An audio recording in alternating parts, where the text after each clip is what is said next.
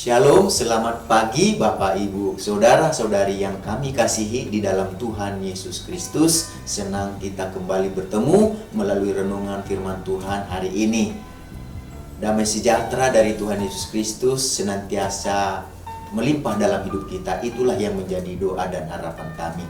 Kita akan mendengarkan renungan firman Tuhan. Mari kita bersatu di dalam doa.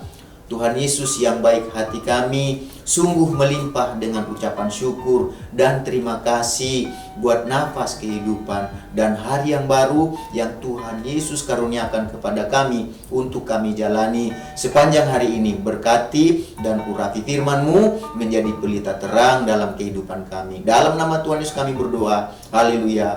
Amin. Renungan firman Tuhan yang akan kita baca dan dengarkan bersama hari ini tertulis dalam Matius pasal yang kelima ayat yang ke-21 sampai 22. Demikian bunyi firman Tuhan. Kamu telah mendengar yang difirmankan kepada nenek moyang kita, jangan membunuh. Siapa yang membunuh harus dihukum. Tetapi aku berkata kepadamu, setiap orang yang marah terhadap saudaranya harus dihukum. Siapa yang berkata kepada saudaranya kafir harus dihadapkan ke mahkamah agama. Dan siapa yang berkata jahil harus diserahkan ke dalam neraka yang menyala-nyala. Melalui ayat-ayat yang kita baca dan dengarkan hari ini, kita akan berbicara mengenai penjelasan Tuhan Yesus tentang jangan membunuh. Kita tahu bersama bahwa hukum Taurat adalah hukum Allah yang menjadi pagar perlindungan bagi kehidupan kita. Melalui hukum Allah, kita mengetahui apa saja yang harus kita lakukan dalam menjalani kehidupan kita. Hukum Allah memberitahukan kepada kita tentang apa yang boleh dan apa yang tidak boleh kita lakukan. Dan juga memberitahukan apa yang benar dan apa yang salah. Dan juga memberitahukan apa yang baik dan apa yang jahat. Jadi melalui ayat-ayat yang kita baca dan dengarkan hari ini, Tuhan Yesus mengingatkan dan menjelaskan isi dari salah satu hukum Taurat. Hukum yang sama yang diberikan kepada nenek moyang mereka pada zaman Musa. Isi dari hukum tersebut adalah perintah ke-6 yang berkata jangan membunuh, seperti yang dikatakan Tuhan Yesus dalam Matius pasal yang kelima ayat 21. Kamu telah mendengar yang difirmankan kepada nenek moyang kita, jangan membunuh. Siapa yang membunuh harus dihukum. Jangan membunuh berarti dilarang membunuh, baik itu membunuh diri sendiri atau membunuh orang lain, ataupun terlibat perbuatan itu dalam segala cara. Menurut para guru Yahudi, siapa yang membunuh harus dihukum. Hanya inilah yang dapat mereka katakan mengenai hukum membunuh tersebut, yaitu bahwa orang yang sengaja membunuh patut menerima pedang keadilan. Sedangkan mereka yang membunuh secara tidak sengaja layak dihukum melarikan diri ke kota perlindungan seperti yang tertulis dalam Bilangan pasal 35 ayat 15-16. Keenam kota itu haruslah menjadi tempat perlindungan bagi orang Israel dan bagi orang asing dan pendatang di tengah-tengahmu, supaya setiap orang yang telah membunuh seseorang dengan tidak sengaja dapat melarikan diri ke sana. Tetapi jika ia membunuh orang itu dengan benda besi sehingga orang itu mati, maka ia seorang pembunuh. Pastilah pembunuh itu dibunuh.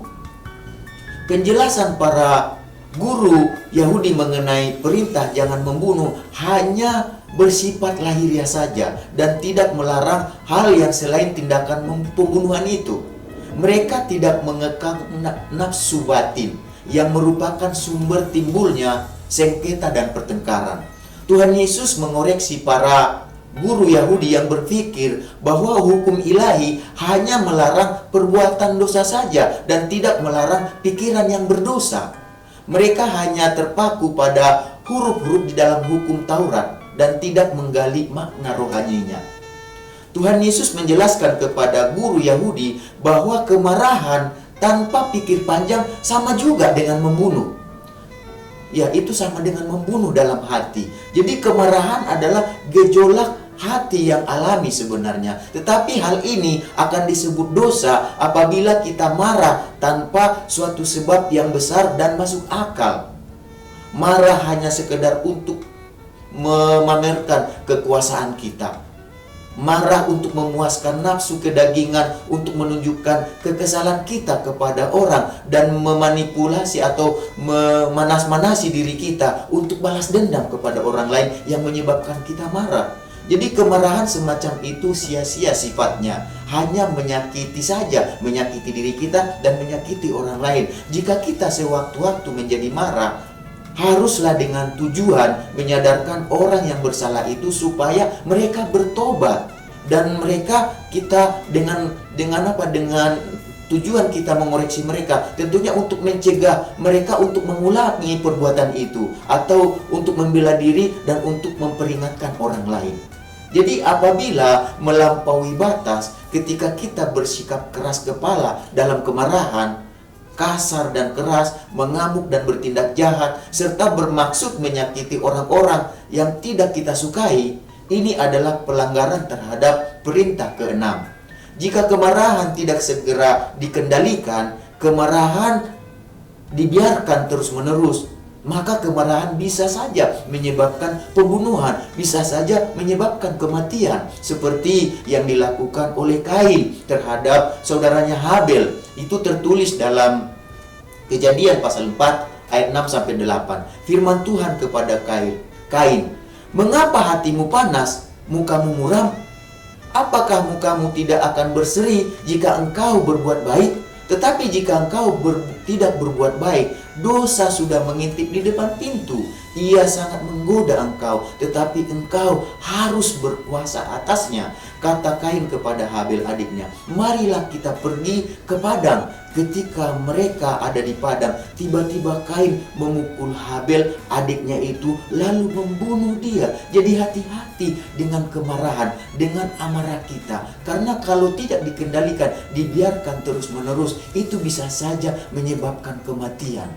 Dan jauh daripada itu, Tuhan Yesus katakan, amarah sungguh sama dengan membunuh dalam hati.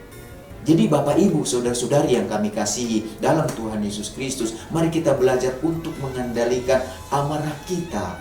Karena amarah tidak mengerjakan kebenaran di hadapan Allah. Sama seperti yang tertulis dalam Yakobus pasal 1 ayat 19-20. "Hai saudara-saudara yang kukasihi, ingatlah hal ini. Setiap orang hendaklah cepat untuk mendengar, tetapi lambat untuk berkata-kata, dan juga lambat untuk marah." Lambat untuk marah.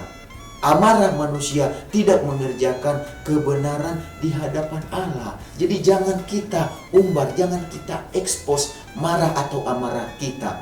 Dikatakan di sana, kita hendaknya cepat mendengar, lambat untuk marah. Tidak cepat untuk marah, tapi lambat untuk marah. Karena amarah itu dikatakan tidak mengerjakan hal yang benar di hadapan Allah.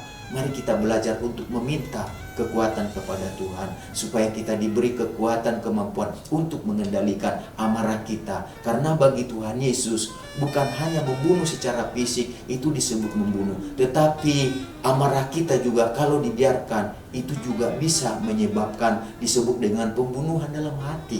Dan kalau dibiarkan, itu menyebabkan pembunuhan secara jasmani, kematian secara jasmani. Oleh sebab itu berhati-hatilah dengan rasa marah dan amarah kita. Mari kita bersatu di dalam doa. Tuhan Yesus, kami mengucap syukur buat firman-Mu yang sudah kami baca dan dengarkan bersama. Biarlah kami bukan hanya penyampai dan pendengar, tapi pelaku firman-Mu. Berkati setiap kami Tuhan Yesus, supaya kami Tuhan dapat mengendalikan rasa marah dan amarah dalam kehidupan kami, dan kami belajar untuk penuh dengan kasih Tuhan, penuh dengan pengampunan yang daripada Tuhan, penuh dengan pengendalian diri, kesabaran yang daripada Tuhan. Terima kasih Tuhan. Kami juga berdoa buat bangsa negara kami Indonesia. Berkati pemerintahan yang ada, presiden, wakil presiden, menteri-menteri, seluruh pemerintahan yang dipercaya memerintah bangsa ini. Biarlah mereka melakukan tugas dan tanggung jawab mereka untuk kepentingan bangsa dan rakyat yang dipimpin. Berkati mereka, beri mereka hikmat, kekuatan untuk mengendalikan, untuk mengelola setiap masalah pergumulan persoalan yang ada, sehingga kami bisa melaluinya. Tuhan, kami rindu nama Engkau ditinggikan di tengah bangsa ini, dan kami rindu setiap lutut bertekuk lutut di hadapan-Mu, dan setiap lidah mengaku Yesuslah Tuhan, Yesuslah Juru Selamat. Berkati umat-Mu yang digembalakan oleh Bapak Pendeta Ali Amin di JSS, dan kami semuanya yang mendengarkan renungan firman Tuhan ini. Biarlah damai sejahtera, sukacita, kekuatan, perlindungan, segala berkat yang baik yang Kau janjikan menjadi bagian kami sepanjang hari ini. Dalam nama Tuhan Yesus kami berdoa. Haleluya. Amin. Selamat beraktivitas. Tuhan Yesus memberkati.